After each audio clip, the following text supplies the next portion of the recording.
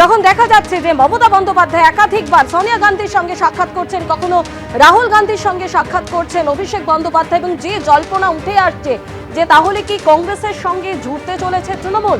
আর এই জায়গায় দাঁড়িয়ে প্রদেশ কংগ্রেস সভাপতি শুভঙ্কর সরকার তিনি বলছেন বিজেপির বিরুদ্ধে লড়াইয়ে রাহুল গান্ধীকে প্রধানমন্ত্রী মেনে যে কোনো ব্যক্তি কংগ্রেসে আসতে চাইলে তাকে স্বাগত।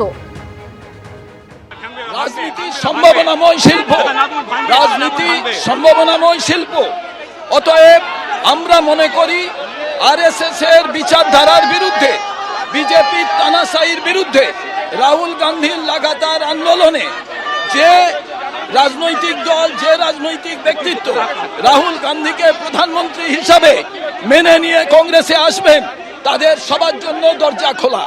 মমতা বন্দ্যোপাধ্যায়ের জন্য আমাদের কথা, যে কোনো ব্যক্তি যদি রাহুল গান্ধীকে প্রধানমন্ত্রী মেনে বিজেপির বিরুদ্ধে লড়াইয়ে সত্যিকারের দম নিয়ে ভয় না পেয়ে রাহুল গান্ধীর নেতৃত্বে আসে, কংগ্রেসের নেতৃত্বে আসে, সবার জন্য দরজা খোলা। অভিষেক বন্দ্যোপাধ্যায় আমার কথা, তারাই আসবেন যাদের ভয় নেই, যাদের মনে করেন যে আমি করাপশনের সঙ্গে যুক্ত, আমাকে অ্যারেস্ট করে নিতে পারে, তারা বিজেপির দরজা খুঁজবে, তারা কংগ্রেসের দরজা খুঁজবে না।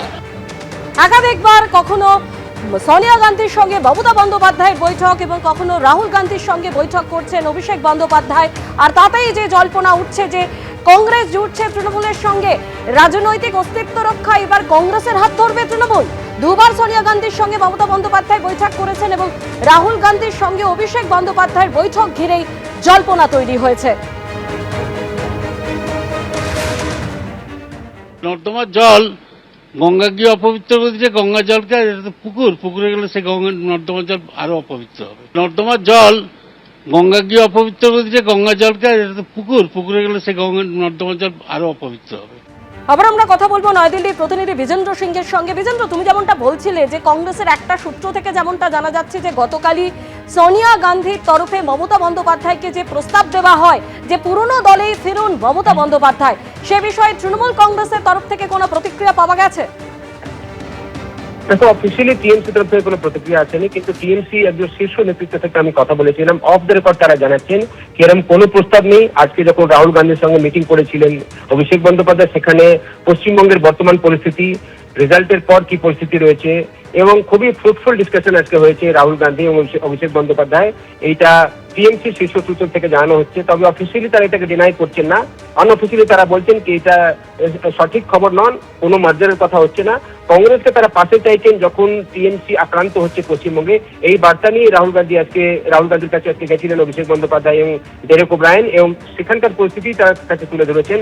যখন টিএমসি অ্যাটাকে রয়েছে পশ্চিমবঙ্গে, তাদের দল দুর্বল হচ্ছে, তাদের সাংসদরা পার্টি ছেড়ে চলে যাচ্ছেন, সেই সময়ে জাতীয় স্তরের যে দল রয়েছে কংগ্রেস, তারা যেন তাদের পাশে থাকে, এই বার্তা নিয়েই আজকে রাহুল গান্ধীর কাছে গেছিলেন অভিষেক বন্দ্যোপাধ্যায় এবং ডেরেক ওব্রায়েনরা, এবং যে মার্জারের কথা উঠছে সেটা পুরোপুরি ডিনাই করা হচ্ছে। বিজেন্দ্র, তুমি আমাদের সঙ্গে থাকো। আর এই নিয়ে বিরোধী দলনেতা ঋতব্রত বন্দ্যোপাধ্যায় কি বলছেন শোনো। এখন আমরা তো এখানে তৃণমূল কংগ্রেস, আমরা তো মিশে যাচ্ছি না, কিন্তু আমরা রয়েছি তো তৃণমূল কংগ্রেস। মানে আমি এখন সংখ্যাটা, এখন এগুলো তো সেপারেট চিঠি করতে হবে, করব। সংখ্যাটা 64 পেরিয়ে গেছে, কালকে বলবো হয়তো 65, কাল যখন সেই এমএলএ আসবেন তখন বলবো 65। স্বাভাবিকভাবে আমরাই তো তৃণমূল, কে কোথায় কার সঙ্গে দেখা করলো আমরা কি বলবো? মিশে যায় কংগ্রেস আর তৃণমূল, তখন কি হবে? আমরা মিশছি না, আমরা কংগ্রেসের সাথে মিশছি না, দায়িত্ব নিয়ে বলতে পারি। আমাদের পরিষদীয় দল আমরা, এবং আমি এমপিদের যাদের সঙ্গে কথা হয়েছে তারাও কংগ্রেসের সঙ্গে মিশছেন না, এটাও আমি তাদেরটা তারা বলবেন, কিন্তু এটা আমি শুনেছি তারাও মিশছেন না। তো সংখ্যাগরিষ্ঠ এমপি কংগ্রেসের সাথে মিশছেন না, সংখ্যাগরিষ্ঠ এমএলএ, সংখ্যাগরিষ্ঠ মানে কি এখন তো সংখ্যাটা উত্তরোত্তর বৃদ্ধি পাবে, তারাও মিশছেন না। এরপরে হচ্ছে জেলা পরিষদও তো বহু জায়গায় তারা যারা আছেন অনেকের সাথে কথা হলো, কেউ মিশছেন না, মিউনিসিপ্যালিটি কেউ মিশবে না। তাহলে কংগ্রেসের সাথে মেশার প্রশ্নটা উঠছে কোথায়? কে ইন্ডিভিজুয়ালি কি করেছেন সে নিয়ে কি বলবো? এখনো পর্যন্ত সংখ্যাটা কত দাঁড়াচ্ছে আপনাদের? 64 এন্ড রানিং। এবিপি আনন্দ, এগিয়ে থাকে, এগিয়ে রাখে।